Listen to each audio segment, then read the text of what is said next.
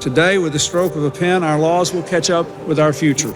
We will help to create an open marketplace where competition and innovation can move as quick as light. The internet can be fun. Internet 1.0 availability and connectivity, really anywhere was the objective. Most enterprise networks before the advent of pervasive connectivity to the internet, they were networks in a box. Inside my network, I trust everything. Outside the network, it's the internet, I can connect to it. Security was not contemplated in the underlying connectivity architecture at all. The internet itself, as robust as it was designed to be, is actually quite a fragile system. And we put this really powerful engine in that enables commerce and transactions and financial exchanges of all sorts.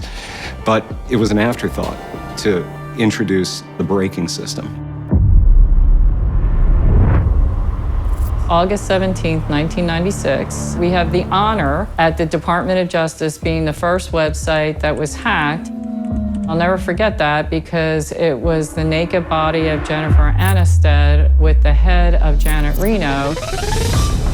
My team immediately took the website offline. That particular hack really was a foreboding event. Hacking was only going to accelerate. The happiest day in my life was 2 weeks later because the CIA got hacked after us. Hacking is hard, but ransomware is relatively easy because most people are bad at security. It is an attack against your rationality and your emotions. Ransomware is you got. It embarrasses you. You have to tell every single one of your clients, hey, by the way, someone broke into your house and put padlocks on all of it and child-proofed it, and you're the child. Ransomware is a new type of warfare. If you look at the targets, citizens, finance, it's affecting culture, it's affecting a nation's way of life.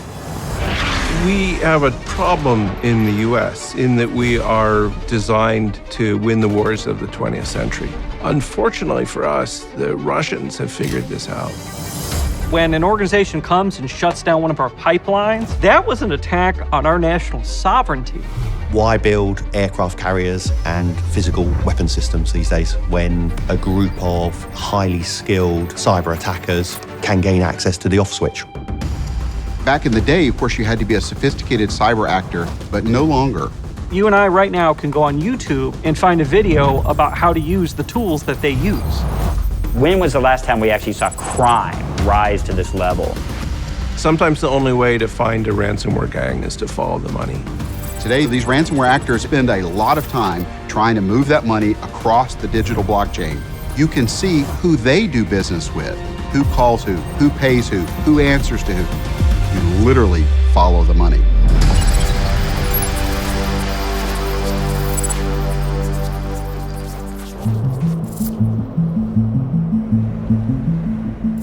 My name's Tom Kellerman. In 2020, I was appointed to the Cybercrime Investigations Advisory Board for the United States Secret Service. The evolution of the cybercrime community began in basically 1995. The central banking community of the world and the major financial institutions of the world moved to electronic finance. There was no longer a delay in when a payment would arrive at another institution, which allowed for greater liquidity in the markets. This is when money became digital. The Soviet Union, as we have known it for most of the 20th century, is breaking up now. This was compounded by a functional reality that you had a lot of computer scientists that used to be employed by the Soviet bloc who were unemployed because the Soviet Union collapsed. And these folks harnessed their own skill sets to then bypass the encryption and the solutions employed by the banks to begin the largest theft in the history of the world, cybercrime. A lot of these gangs were focused on just stealing information, getting credit card numbers, getting names and email addresses to sell for advertisement lists and things like that, or spam lists. But ransomware, it really changed things. If you go back through the history of mankind, people have been extorting ransoms out of others for things of value that they wanted, whether it was a person or a thing. Well, what's valuable in today's economy? Data. Everything from the transactions that we're engaging in to our personal records. And so it presents a really unique opportunity for illicit actors to lock up some of those things that we hold most valuable and then extort it for payments.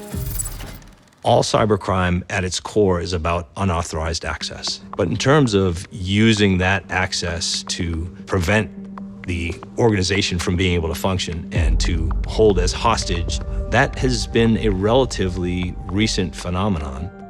The ransom request is literally a price offer. It makes you feel like you are defenseless, and from a rational perspective, something that you have to engage in. Because in ransomware, hackers want to make themselves look bigger and more established. It's really hard to fight back when there's a group of people. And when you look like you're a highly well-regarded organization that's trustworthy, that causes a paralysis.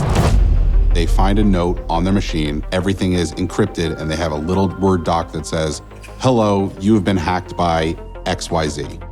They tell you what it costs to get your data back. They explain the services that you will be provided.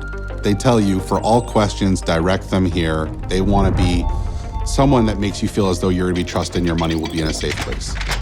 Many of the viewers of this program would say, why would they want to hack to me? But they forget something. It's about degrees of separation. The adversary will go after you because you have this new customer that's a government agency, whether it be state, local, or federal. The adversary will target you because you have a partnership with a big bank. As an individual, it's about who you know. You are your data. So these people are committing kidnapping against your digital selves, and they're able to do it and exploit that for a lot of money. With the advent of cryptocurrency, it offers unique opportunity for these actors to transfer value between themselves and across borders with speed that was not previously possible.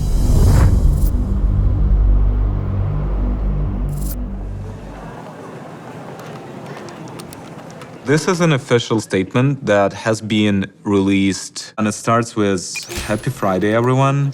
There was a recent attempt to expose our infrastructure by a cybersecurity firm. It gets boring when you only deal with chimpanzees whose top capabilities are scraping forums. We've made around 30 million at least. Sucks this Twitter hobos. My name is Yelisey Boguslavsky. I investigate the dark web, primarily ransomware groups, and try to develop methodology of disrupting these groups.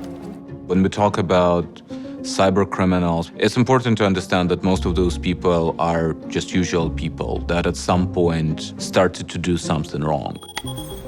Traditionally, you had 3 friends trying to code the entire ransomware, to prepare the entire backend infrastructure, which means setting up servers, configuring things, exploiting victims, and launching their attacks. So that didn't scale. It was not the model that would scale.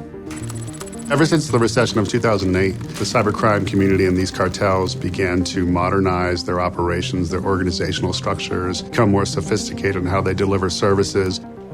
They feel like they are running a business just like any other legitimate security business. Obviously, they're not, they're thieves, but ransomware is such a complex operation now that one person couldn't do it all. If I am a novice bad guy, I don't want to build out a whole ransomware infrastructure. So what I do is I choose one of these ransomware groups and I say, hey, I want to sign up for your ransomware as a service. So you put down a deposit, they give you your own executable. So if you're successful, they handle the negotiation, they accept the Bitcoin, and then they give you your cut. You just have to focus on finding victims and encrypting as many as possible. They don't need to reinvent the wheel. They can just access that service and provide a fee, and they all have this already set up. For them, it's already a business. It's a crime as a service. A ransomware developer is the person or the group of persons that are creating the virus, the tool that once it reaches your computer, encrypts every file. You have the negotiator, people calling the victims who can handle the negotiation. You have a whole industry of what we call initial access brokers, the ones who get the access to the organizations and then turn around and sell it to the ransomware groups.